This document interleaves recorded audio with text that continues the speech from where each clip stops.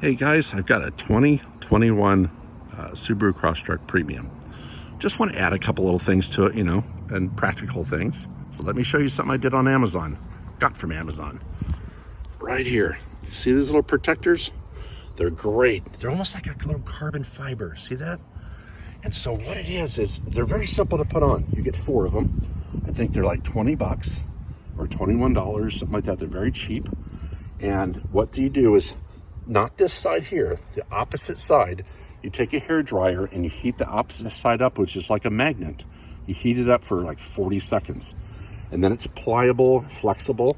Then you fit it inside here and you kind of go like this, get the air bubbles out like this. Make sure the magnet's stuck to the door right there.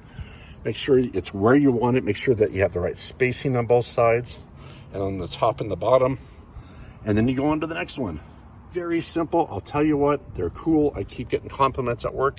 And when I drive somewhere, people say, hey, I like that. But more than that, you won't get that area scratched. So, okay, just a hot tip. Have a good day, man. Thanks.